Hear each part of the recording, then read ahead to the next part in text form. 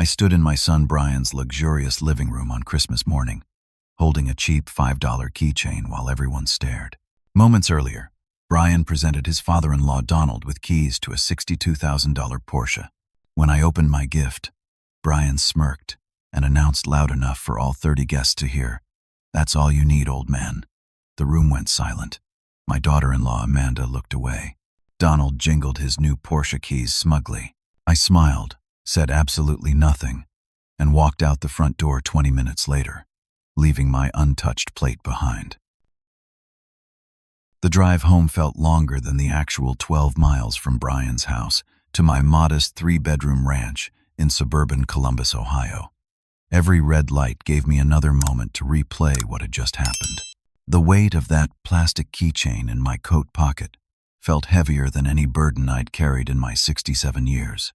My name is Greg Thornton, and until 6 months ago, I spent 42 years as an aerospace engineer at the same company. I started on the factory floor right out of college and worked my way up to senior design engineer. Nothing glamorous, but honest work that paid the bills and gave me something to be proud of when I looked in the mirror each morning. I raised Brian alone after my wife Carol died from breast cancer when our boy was only 8 years old. That was 34 years ago. But some mornings I still wake up reaching for her side of the bed. She was the kind of woman who could make a Tuesday in February feel like Christmas morning just by the way she smiled at you over coffee. After Carol passed, everything changed. Our nice 4-bedroom house in the better part of town got sold. We moved into a smaller place. I started working double shifts whenever they were available.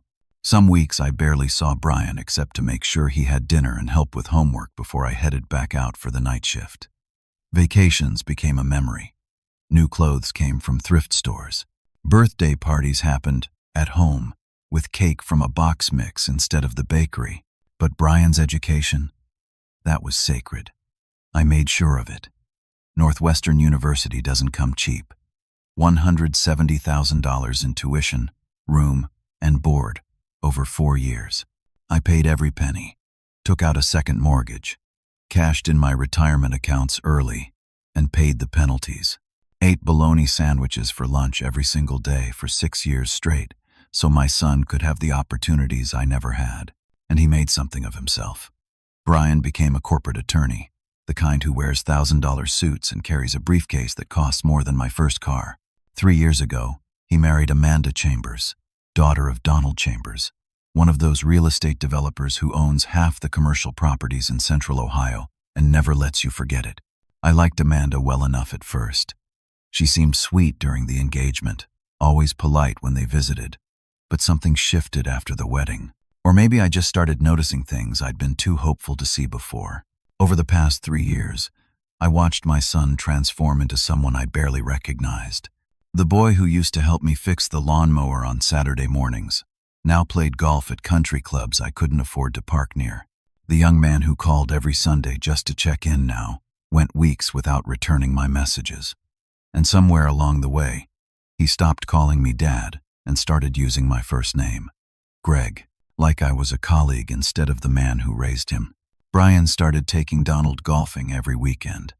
They'd spend Saturdays at the club, then Sundays watching football at Donald's house.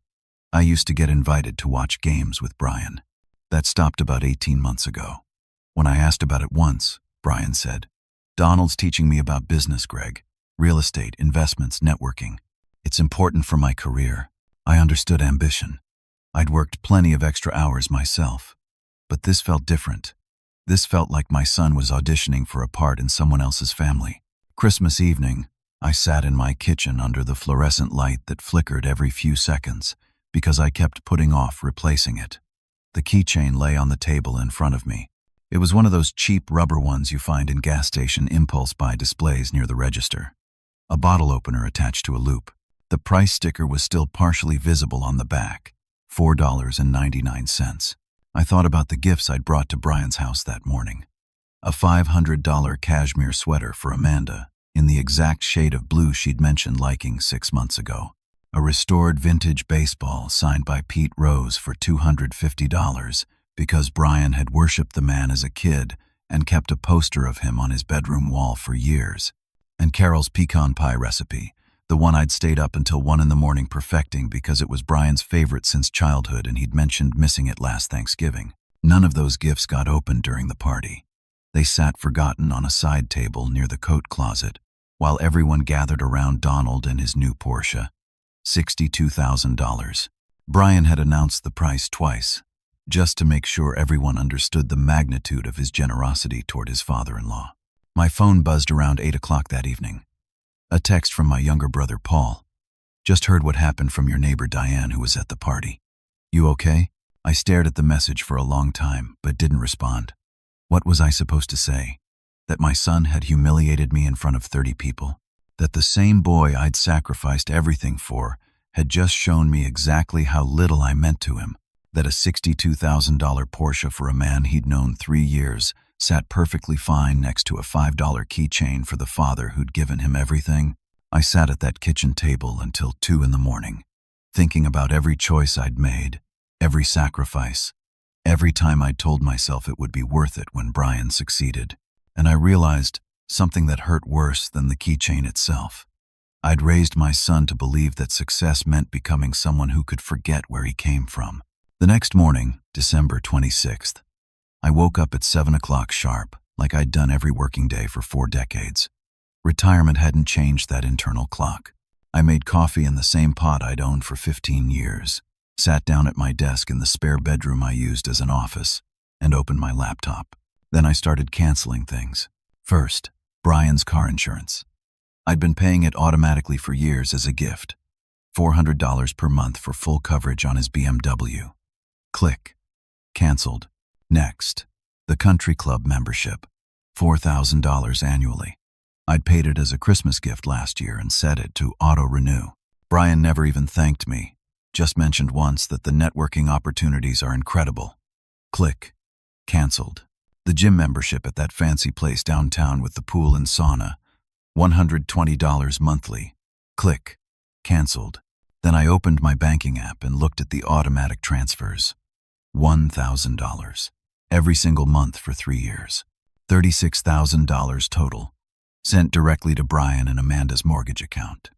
I'd started it right after their wedding when Brian mentioned that the house they wanted was slightly above our budget. Christmas evening, I sat in my kitchen under the fluorescent light that flickered every few seconds because I kept putting off replacing it. The keychain lay on the table in front of me. It was one of those cheap rubber ones you find in gas station impulse buy displays near the register. A bottle opener attached to a loop. The price sticker was still partially visible on the back, $4.99. The gym membership at that fancy place downtown with the pool and sauna, $120 monthly. Click. Canceled. The furniture for his office, when he made junior partner, $4,000. The total shocked even me. Over $80,000 in the past 3 years alone. And that wasn't counting the $170,000 for college, or the countless smaller amounts over the years. I looked at every automatic payment and standing transfer on my accounts. Then I canceled every single one. My hand didn't shake once. I spent the rest of December 26th going deeper into my financial records. Years of bank statements, credit card bills, old checks I'd photographed for my files. Every transaction involving Brian got entered into my spreadsheet with dates and amounts. The final number made me sit back in my chair and stare at the screen for a solid 10 minutes. $223,417. That's how much I'd given my son since he graduated from Northwestern. Not loaned. Given. Because every time Brian said he'd pay me back, life got in the way. A better apartment he needed for his image. A vacation Amanda wanted. A car that matched his position at the firm. I found the box of cards and letters I'd saved over the years. Construction paper drawings from elementary school with best dad ever in crayon. His college graduation letter, written in careful handwriting. Dad, I promise I'll make you proud and pay you back for everything you've sacrificed. I know what you gave up for me, and I'll never forget it. His wedding speech notes. The ones he practiced with me the night before. My father is my hero. The man who taught me what it means to work hard and love unconditionally. He never actually said those words at the wedding. He thanked Donald and Patricia for raising such an incredible daughter and mentioned his mother, Carol, but somehow the actual speech skipped over me entirely. Amanda's uncle pointed it out to me at the reception. Meant it as a joke, but it stung. December 27th arrived, cold and gray. Typical Ohio winter weather. I was replacing the flickering kitchen light when my phone rang. Brian's name lit up the screen. "Hey, Greg." His voice carried that cheerful, slightly artificial brightness he used at networking events. "Quick question about New Year's Eve." I didn't respond, just waited. "So, Amanda and I got invited to this incredible party at the club. Very exclusive, great networking. We need you to watch Emma and Lucas that night. 7 o'clock work for you?" Emma and Lucas, my grandchildren, 5 and 3 years old respectively, and the only part of Brian's new life that still felt real and good. I'd been babysitting almost every weekend for 3 years, always free of charge, usually buying them dinner and small gifts, because it made me happy to see them smile. "And hey," Brian continued, not noticing my silence, "I need a favor. My quarterly property tax is due January 5th. Can you cover it? Just $12,000. Things are tight with Amanda redoing the sunroom. She found this designer who's absolutely incredible but not cheap. You know how it goes. $12,000. Just." The word hung in the air, like smoke. I knew exactly how much Brian made. He'd told me proudly when he made junior partner. $280,000 annually, plus bonuses that often hit 6 figures. Amanda didn't work, but her trust fund from Patricia's family provided another $70,000 per year. They had more money than I'd ever seen in my life, and Brian was asking me for $12,000 for property taxes while his wife spent a fortune on a sunroom. "No," I said quietly. "I won't be covering that, and I won't be babysitting New Year's Eve." Silence, then confused laughter. "Good one, old man. So, 7 o'clock on the 31st? I'm serious, Brian. Find other arrangements." The laughter died. "What's this about? Still pouting about Christmas? Come on, Greg. It was a joke. Can't you take a joke?" Was the Porsche for Donald a joke too? His tone shifted, defensive and irritated. "Donald is a serious man who appreciates serious things. He's giving me connections, business opportunities, real career advancement. What have you done for me lately besides guilt trips about the past?" The words landed like physical blows. "What have you done for me lately?" As if the past didn't matter. As if 42 years of work and sacrifice were just ancient history with no bearing on the present. I stayed silent for a long moment, letting his question echo between us. Then I said, "Check your bank accounts, Brian. Check everything I've been helping with. You'll notice some changes." I hung up. 32 minutes later, my phone exploded with calls. I let them all go to voicemail. Then came the texts, appearing one after another like machine gun fire. "What did you do to my insurance? The club is calling about a declined payment. Fix this. My mortgage payment bounced because your transfer didn't go through. Do you know what this does to my credit? Call me right now." When he finally got me on the phone, Brian was screaming. Actually screaming. Something I'd never heard from him even as a teenager. "What did you do? You can't just cut me off. We had an agreement." "We never had an agreement, Brian," I said, my voice level and calm. "I had a son I loved. I'm not sure what I have now." "You'll regret this," he snarled. "Amanda's father has lawyers. Good ones.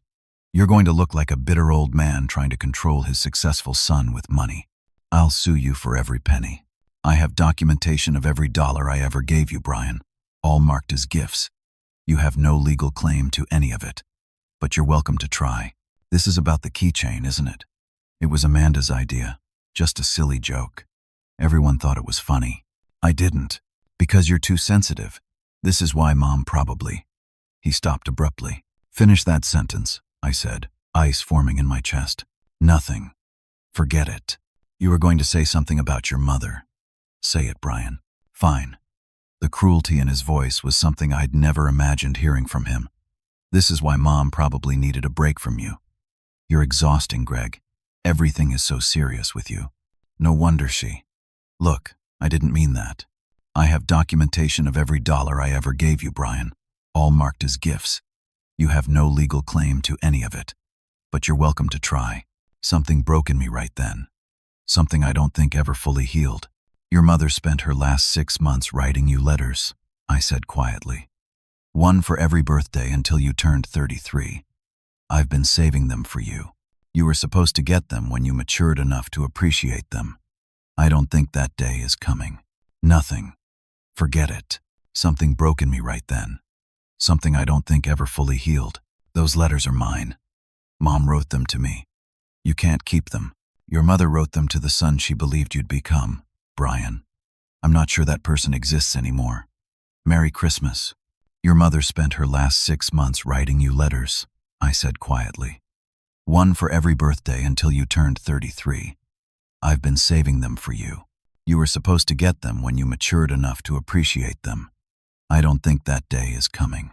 I hung up and blocked his number. The first ones were apologetic. Dad, I'm sorry. I spoke in anger. Can we please talk? By the second day, they shifted to defensive. You're overreacting. This is manipulative behavior. I don't deserve this treatment. By the third day, they turned accusatory. You're using money to control me, just like you always have. This is emotional abuse. Then Amanda called from her number. I answered, curious what she'd say. She was crying. Greg, please. You're ruining our lives.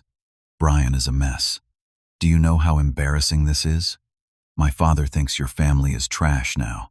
Brian might lose a partnership opportunity because of your selfishness.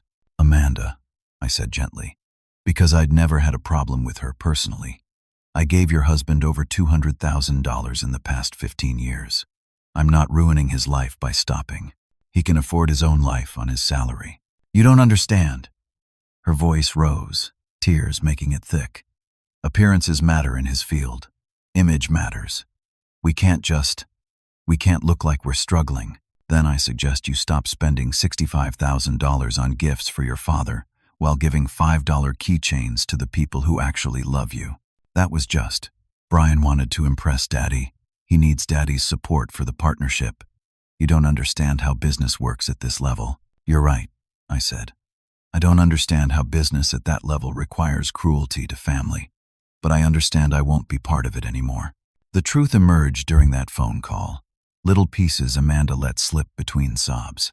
Donald had been judging my lower-class background since Brian and Amanda started dating. Brian had been desperate to prove he was nothing like his father, desperate to show he belonged in the Chambers family world of country clubs and European vacations and cars that cost more than most people's homes. The Porsche wasn't generosity. It was desperation, an attempt to buy approval from a man who'd never actually give it. December 30th brought the most unexpected visitor. I was replacing a washer in my bathroom sink when the doorbell rang. Through the peephole, I saw a woman I recognized from the Christmas party. Patricia Chambers, Donald's wife. I opened the door cautiously. Patricia was elegant in the way that comes from money and breeding, but her eyes were kind. She'd always been polite to me at family gatherings, one of the few in Donald's orbit who didn't look through me like I was invisible. Greg, she said softly, may I come in? I won't take much of your time. I stepped aside and led her to the living room. She sat on my old couch, looking around the modest space with an expression I couldn't quite read. I came to apologize, she began, for what happened at Christmas. I felt sick watching it. I should have said something. I should have stopped it. It's not your fault, Patricia, isn't it? She smiled sadly. I've been married to Donald for 34 years. I've watched him treat people like you dismissively, cruelly sometimes, and I've said nothing. I've been complicit through silence. And now I'm watching my daughter become me, watching Brian become Donald, and I can't stay silent anymore. She opened her purse and pulled out a folder. I'm leaving Donald, filing for divorce next week. I should have done it years ago, but I kept thinking he'd change, or that I could protect Amanda by staying. All I did was teach her that it's acceptable to stand by while the man you married mistreats good people. I'm sorry to hear that, I said, and meant it. Don't be. Patricia's voice strengthened. I saw something at Christmas that made my decision clear. I saw how Brian has been transforming into a copy of my husband. The same condescension, the same obsession with status, the same way of treating people he considers beneath him. And I saw my daughter standing there, silent, complicit, just like me. I don't want that for her, but I can't save her. She has to want to change. Why are you telling me this? She pushed the folder across my coffee table. Because you deserve to know what your son chose over you. Donald's company records. I'm his wife, so I have access to everything. He's been using Brian, getting free legal work under the promise of future partnerships that will never happen. I opened the folder. Inside were printouts of emails, contracts, billing records. Brian's name appeared repeatedly as legal consultant on dozens of Donald's real estate projects. The compensation column for his work was blank on every single document. 837 hours, Patricia said quietly. That's how much legal work Brian has done for Donald in the past 2 years without any payment. Donald tells him it's an investment in his future, that when the big opportunities come, Brian will be positioned perfectly to benefit. But there are no big opportunities. Donald's been laughing about it with his golf buddies. He calls Brian his free attorney. The cruelty of it stole my breath. Brian hadn't just betrayed me for wealth. He'd betrayed me for the illusion of wealth, for the approval of a man who was actively mocking him. There's more, Patricia continued. Donald's real estate empire is collapsing. He's drowning in debt. Has been for years. The Porsche? Leased, not bought. The big projects? Mortgaged beyond their value. He's been maintaining appearances while bankruptcy looms. I'm giving you this because when my divorce goes through and Donald's fraud gets exposed, Brian needs to know he hitched his wagon to the Titanic. She stood to leave, then paused at the door. Your son made terrible choices, Greg. But he made them because he's chasing something Donald promised and will never deliver. The real tragedy is that he already had everything that mattered, and he couldn't see it. After she left, I sat with those documents for hours. The paper trail of my son's delusion, the evidence of how thoroughly Donald had manipulated him. Part of me wanted to call Brian immediately, to show him the truth, but I knew he wouldn't listen. He wasn't ready to hear it yet. Some lessons can only be learned through loss. New Year's Eve came and went. I spent it alone with a book and a glass of bourbon, listening to fireworks in the distance and thinking about how different this year would be from the last. My brother Paul called at midnight to check on me. I assured him I was fine. I wasn't sure if that was true. January 3rd brought Paul to my doorstep in person. He let himself in with the spare key I'd given him years ago and found me at the kitchen table with more paperwork spread out. You look terrible, he said, which was Paul's version of loving concern. Good morning to you too. January 3rd brought Paul to my doorstep in person. He let himself in with the spare key I'd given him years ago and found me at the kitchen table with more paperwork spread out. Talk to him, Paul said without preamble. We've talked. He made his position clear. He's your son, Greg. People make mistakes. Maybe he'll wake up if you give him one more chance. I wanted to argue, but Paul had a point. Despite everything, Brian was still my son. The boy I'd raised, the young man Carol, had loved more than life itself. Maybe, just maybe, there was still something of that person left inside the status-obsessed stranger he'd become.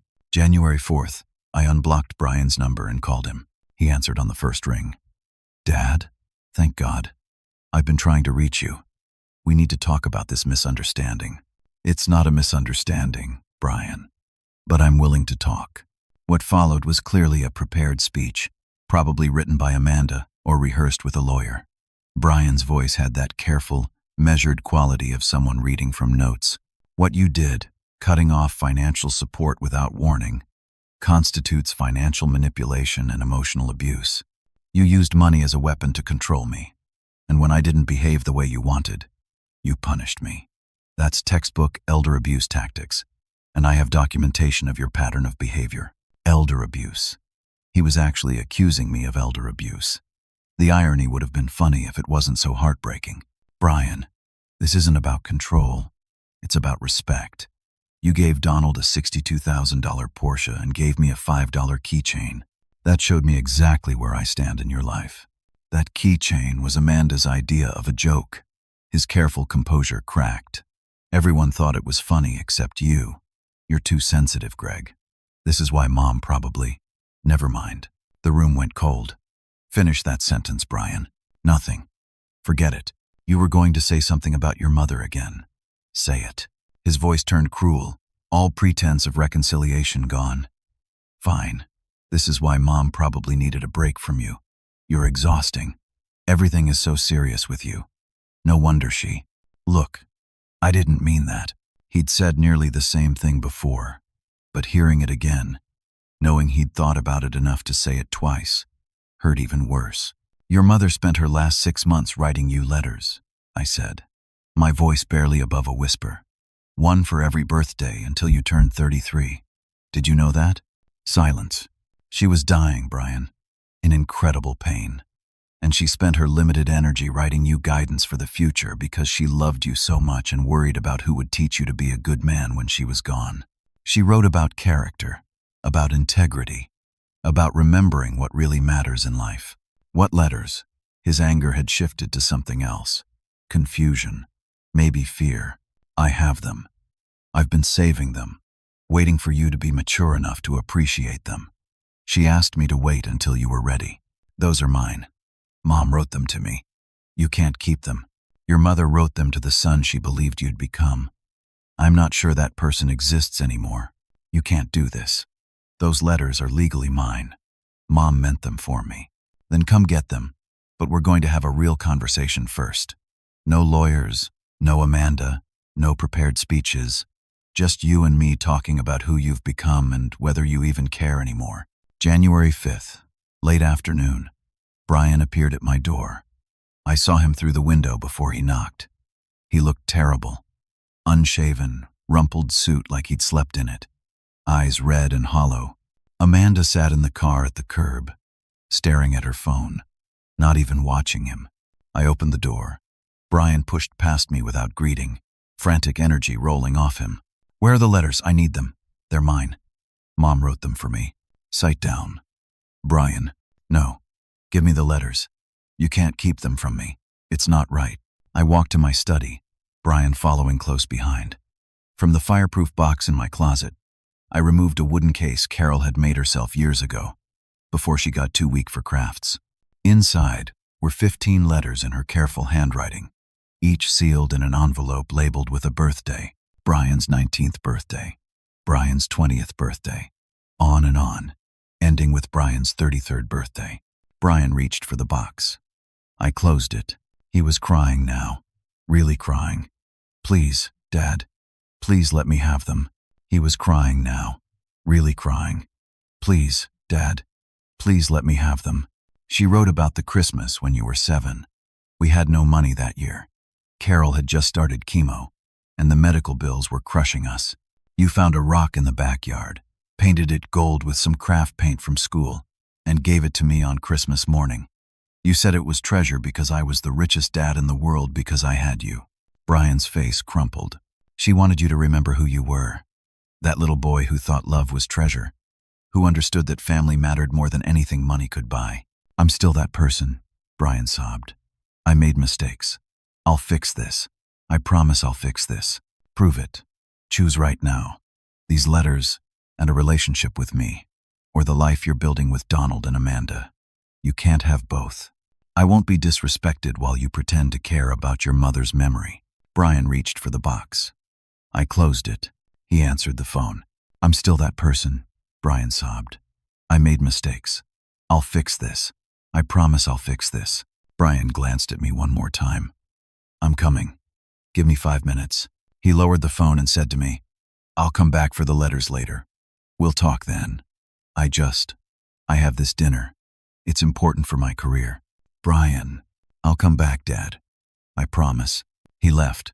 I watched through the window as he got in the car. Amanda didn't even look up from her phone as he buckled his seatbelt. They drove away. I put the letters back in the fireproof box and returned it to the closet. I knew he wouldn't come back, not because he didn't want the letters, but because coming back meant making a choice he wasn't ready to make. Some people have to lose everything before they can see what they had. January 9th arrived with freezing rain, the kind that coats everything in ice and makes the whole world look like glass. My phone rang while I was salting the front steps.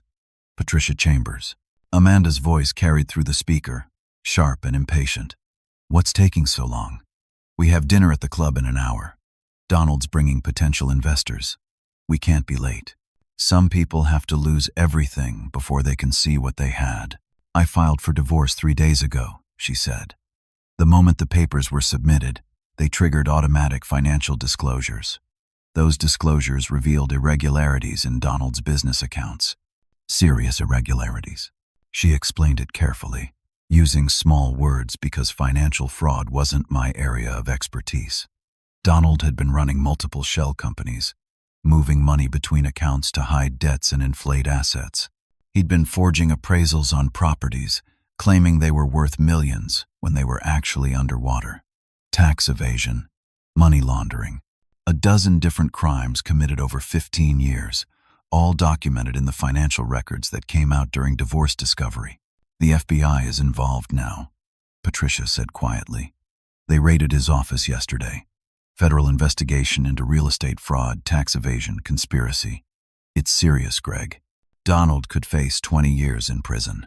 And Brian's legal work for Donald is under scrutiny. The investigators want to interview him. They need to determine if he knew about the fraud, if he helped facilitate it, or if he was just negligent in his due diligence. My stomach dropped. Brian could be charged? I don't think so. He was sloppy, did substandard work because he was trying to impress Donald instead of actually vetting the deals properly. But there's no evidence he knew about the fraud. Still, his reputation is destroyed. The firm is distancing themselves from him. The partnership he wanted? Gone. The country club membership? Revoked, not because of non-payment but because Donald's disgrace tainted everyone associated with him. Patricia's hands wrapped around her coffee mug.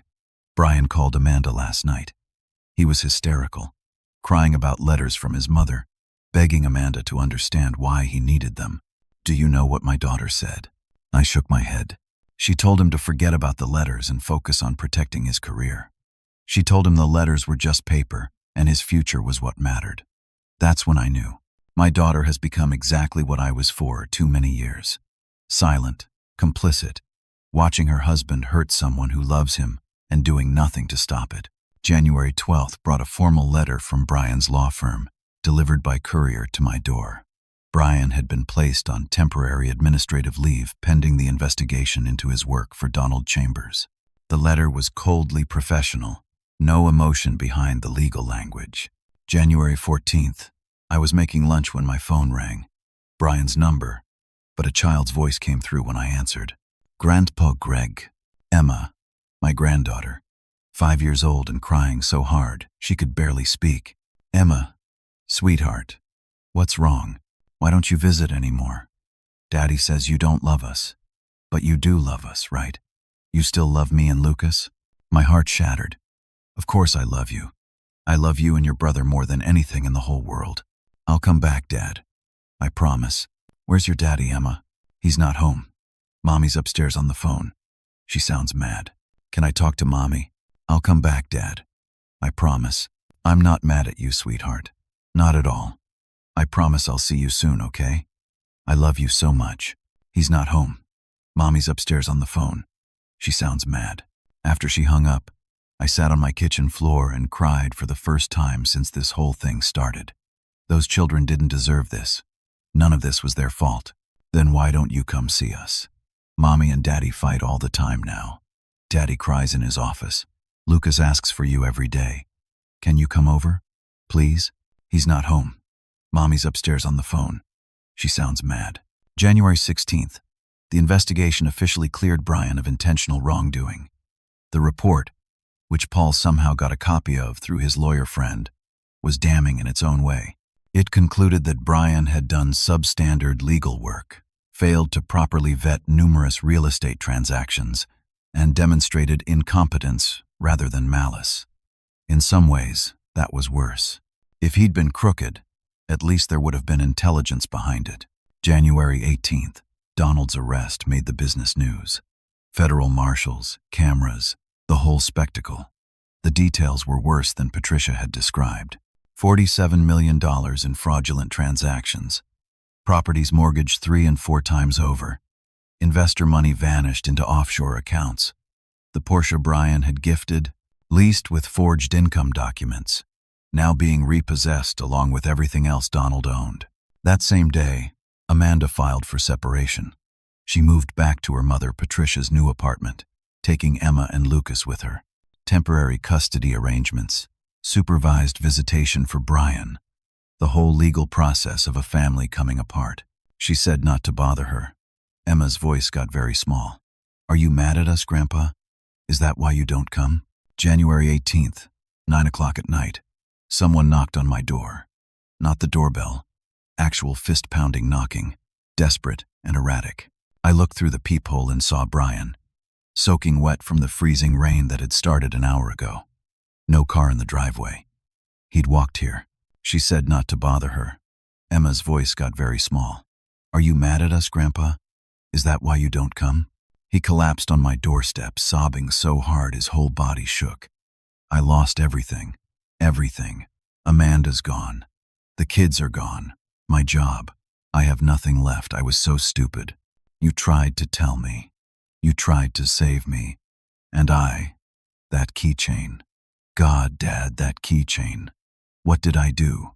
What have I become?" I stood there, looking down at my son, destroyed, and finally seeing clearly. "I don't deserve your help," he gasped between sobs.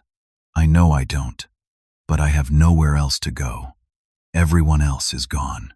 You're all I have left, and I threw you away for a Porsche that wasn't even real." The biggest decision of my life stood in front of me, shivering in the cold rain. Turn away the son who humiliated me, who mocked me, who chose status over family, or offer grace to a broken man who finally understood the magnitude of his mistakes. I stepped aside. "Come in, Brian." "I don't deserve your help," he gasped between sobs. "I know I don't, but I have nowhere else to go. Everyone else is gone. You're all I have left, and I threw you away for a Porsche that wasn't even real." Brian lost everything in less than a month. His marriage, his children, at least partially, his job, his reputation, his status, every single thing he'd sacrificed his relationship with me to obtain. Saturday, I brought him a towel and hot coffee. We didn't speak for several minutes while he warmed up and stopped shaking. Finally, I said what needed to be said. "You can stay here temporarily, but there are conditions." He nodded, willing to agree to anything. "You will follow my rules. You will rebuild yourself, but you'll do it the right way this time. No shortcuts, no status chasing. Real work, real character development. You're going to learn what your mother tried to teach you before she died." "Okay," he whispered. "Anything. You start looking for a job tomorrow. Any job. I don't care if you're serving coffee or stocking shelves. You need to learn what honest work feels like again." January 19th.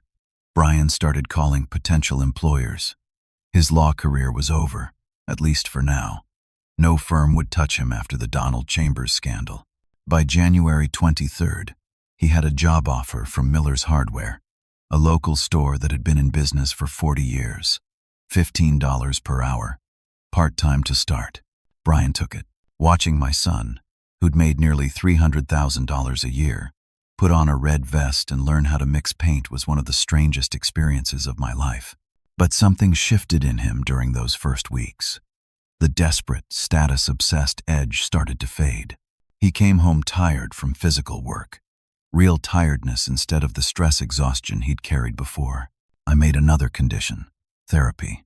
Brian resisted at first, said he didn't need it, but I insisted. I even paid for the first month until his hardware store paycheck started coming in. His therapist, a woman named Dr. Sarah Martinez, helped him start unpacking what had happened. In our conversations at night, after he'd showered off the day's dust and we'd sit with simple dinners I cooked, Brian began putting words to his breakdown.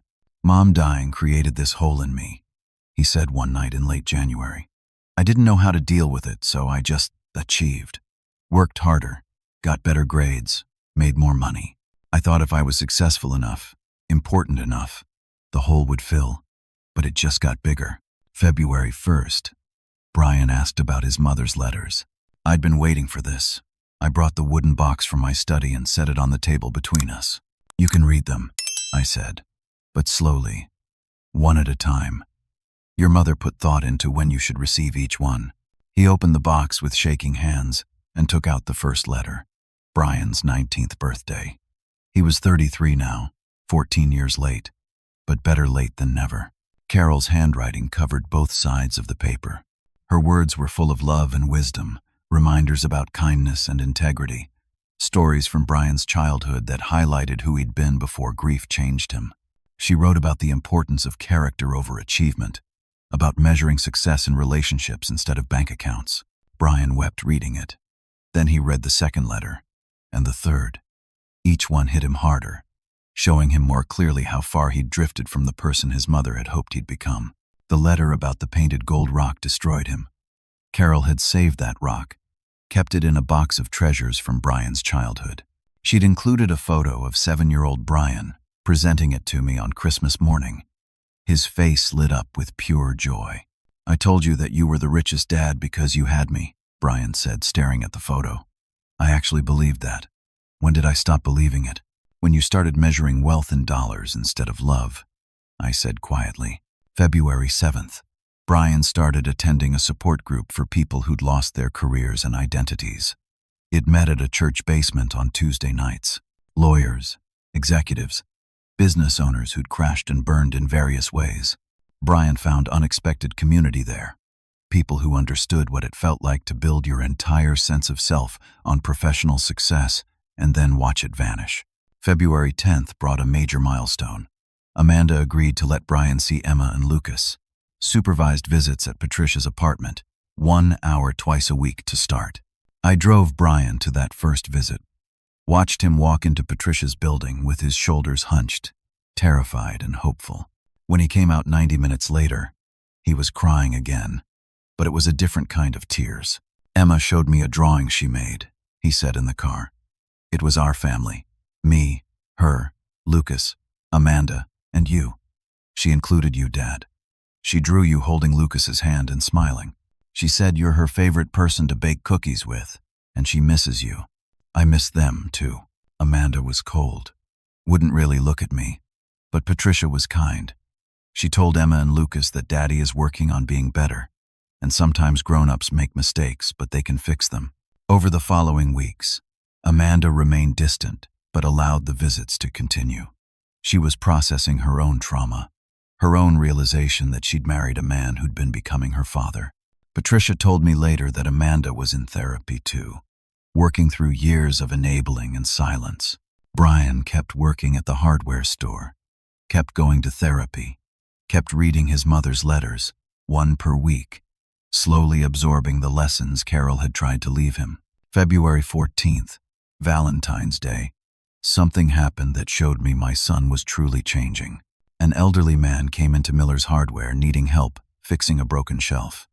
His wife's china collection, pieces she'd inherited from her grandmother, needed a proper display. Brian was supposed to clock out at 5 o'clock. The man arrived at 4:45. Brian stayed until 7 o'clock. He didn't just help the man buy the right materials.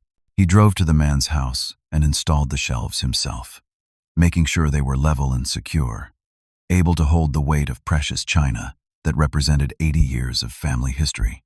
The man tried to pay Brian for the extra work. Brian refused.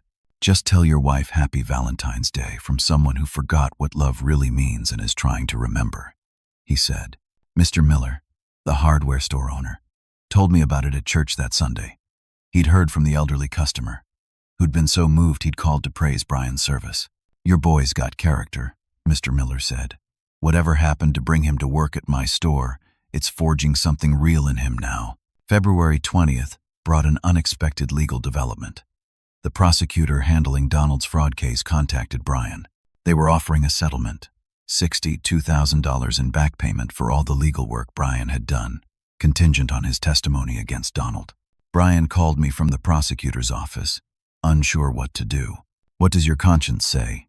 I asked. Long silence. Then, "Taking the money feels like profiting from my own stupidity. I did bad legal work for Donald. I don't deserve to be paid for it." "Then don't take it." He testified truthfully about the work he'd done, the corners he'd cut, the professional standards he'd abandoned in his desperation for approval. He refused the settlement money. The prosecutor noted Brian's cooperation and integrity in the case file, which would help him if he ever tried to restore his law license years down the road. Long silence. Then, taking the money feels like profiting from my own stupidity. I did bad legal work for Donald. I don't deserve to be paid for it. February 28th. Brian came home from his shift at Miller's Hardware with news. A local nonprofit legal clinic that helped low-income families with housing issues had offered him a job. They'd heard about his testimony in the Donald Chambers case, about his refusal to profit from it, and they needed someone with legal knowledge who understood what it meant to fall and get back up. The salary was $48,000 annually, less than 1/6 of what he'd made at his old firm. But Brian was genuinely excited in a way I hadn't seen in years. I'd be helping people who actually need help, Dad. People like us when Mom was sick and we were struggling. Real people with real problems. No corporate games, no status climbing. Just helping people keep roofs over their heads. I looked at my son and saw something I thought I'd lost forever. I saw the boy who'd painted a rock gold and called it treasure. That night, after dinner, Brian handed me an envelope. Inside was a cashier's check for $1,100 and a handwritten letter. Dad, this is the first payment toward the $223,000 I owe you. I calculated that if I pay you $1,000 every month, it will take me 18 years and 4 months to repay you completely. I'll be 51 years old, but I want to do it. Not because you asked, but because it's right. You gave me everything, and I gave you a keychain. I'm going to spend the rest of my life making that right. I love you. I'm sorry I forgot how to say that. Your son, Brian. I read those words 3 times. Then I did something I hadn't done since Christmas morning. I cried. But these weren't tears of pain or anger or betrayal. These were tears of relief, of hope, of a father watching his son find his way home. Spring came to Ohio the way it always does, slowly and stubbornly, pushing back against winter's grip one day at a time. Brian kept working at the nonprofit legal clinic, kept making his monthly payments to me, which I quietly deposited into a college fund for Emma and Lucas without telling him, kept going to therapy, kept reading his mother's letters, kept rebuilding himself piece by piece. March brought warmer weather and small improvements. April brought Amanda's agreement to joint custody, 50-50 time with the kids. She was thawing slowly, seeing genuine change in Brian and cautiously allowing herself to believe it might last. By May, Patricia reported that Amanda was considering reconciliation counseling, not to get back together necessarily, but to heal together and figure out if the people they were becoming could build something better than what they'd had. June arrived with Brian moving into his own apartment. Small, modest, nothing like the house he'd lost. But it was his, paid for by his work. And he was proud of it in a way he'd never been proud of the expensive house Donald's money had helped him buy. July brought Emma's 6th birthday. Brian threw her a party at a public park with a sheet cake from the grocery store and games he organized himself. No expensive entertainment, no elaborate decorations. Just family and a few of Emma's friends running around playing tag while adults watched and laughed. Emma declared it the best birthday ever. Because Daddy played with us instead of talking on his phone the whole time, she explained, which made Brian's eyes wet with grateful tears. September saw Amanda and Brian completing their reconciliation counseling. They didn't get back together, but they found peace. Amanda told him she needed to figure out who she was outside of her father's shadow and outside of marriage. Brian respected that, focused on being a good father and a good man regardless of whether they reconciled romantically. October brought Donald's sentencing. 8 years in federal prison for fraud, tax evasion, and a dozen other crimes. Patricia attended the hearing, more for closure than anything else. She'd moved on, started working at a nonprofit herself, found purpose in helping other women leave abusive relationships. November arrived cold and beautiful. Trees bare, but the sky that perfect, crisp blue that makes you remember why you love the Midwest, despite the winters. Brian asked me in mid-November if he could host Thanksgiving at his apartment. It would be small, he said. Just him, me, Emma, Lucas, and Uncle Paul's family. Nothing fancy. We gathered in his 2-bedroom apartment on Thanksgiving Day. The turkey came from a grocery store, already roasted because Brian didn't know how to cook one. The stuffing came from a box, the cranberry sauce from a can. Emma helped Brian set the table, arranging paper napkins carefully at each place.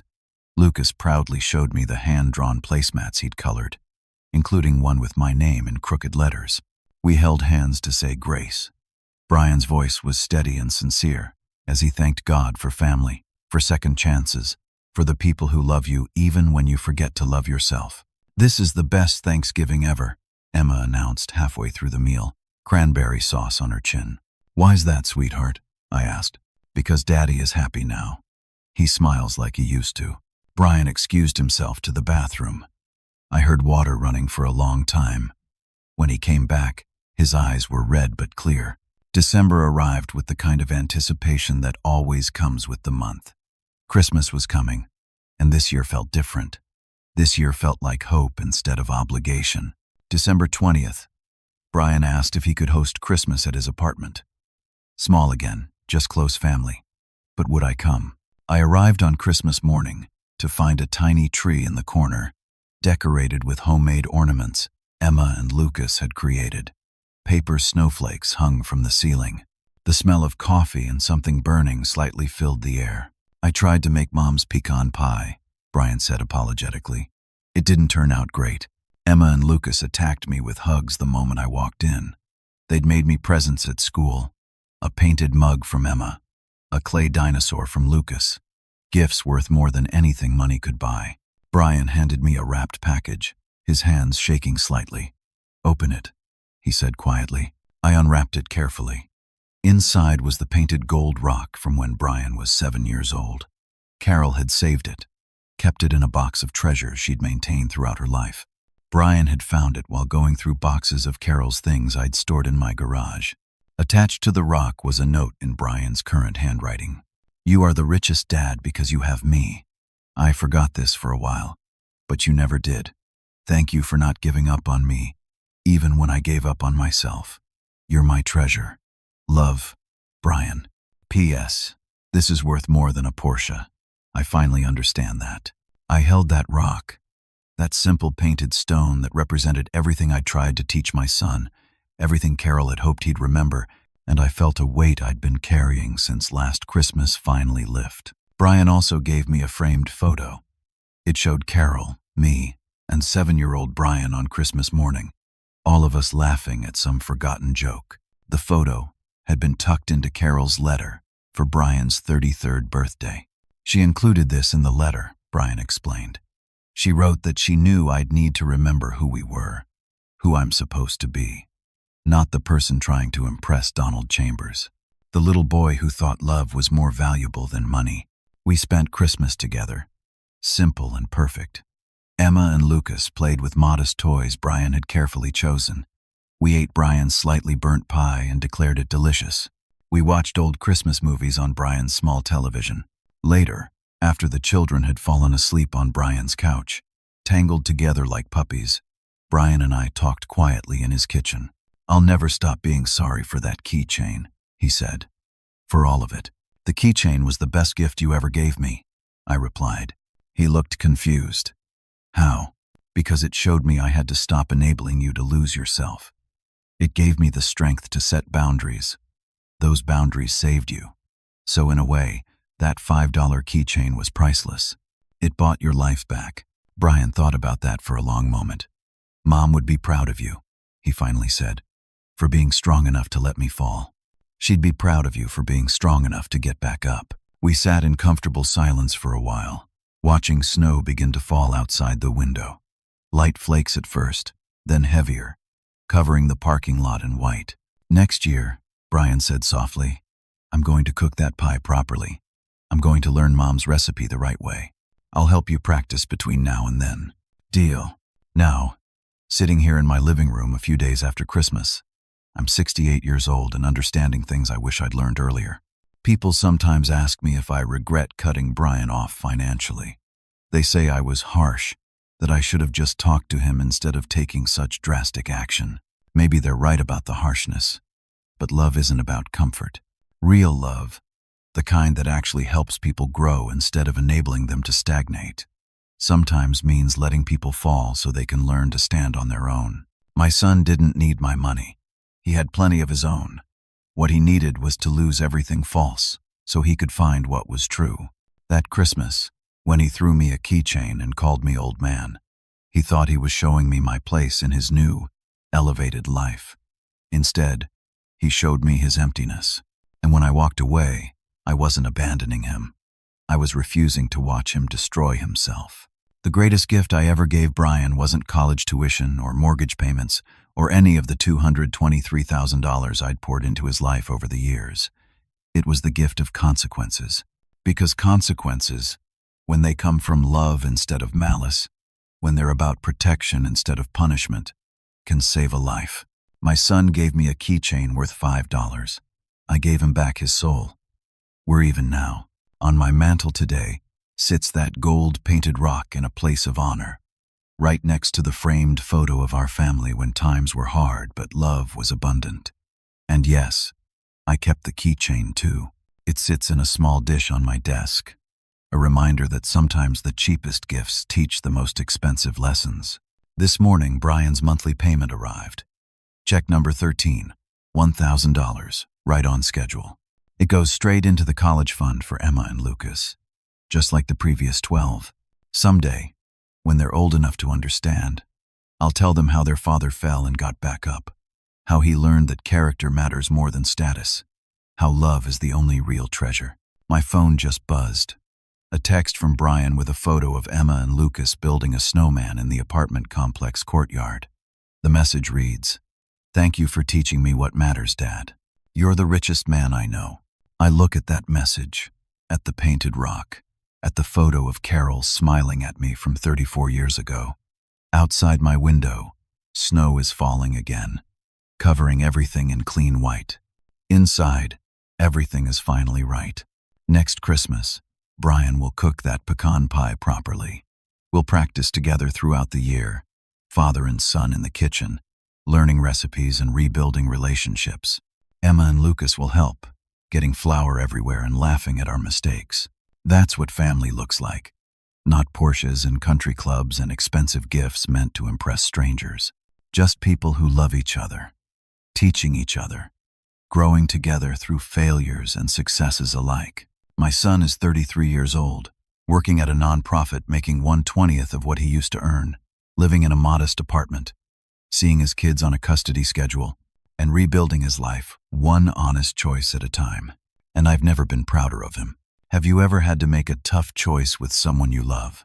A choice that hurt in the moment but helped them in the long run? Have you watched someone chase the wrong things and had to decide whether to enable them or let them fall? I'd love to hear your thoughts in the comments below.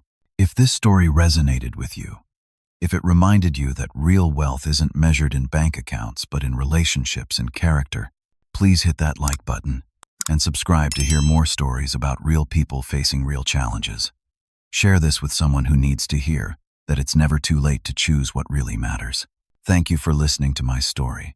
I hope it reminds you to treasure the people who truly love you, to recognize the difference between enabling and helping, and to remember that sometimes the hardest gift to give someone is the freedom to face their own consequences. May you all find the courage to protect what's truly valuable, the strength to set boundaries when necessary, and the grace to forgive when people finally understand their mistakes and work to make them right.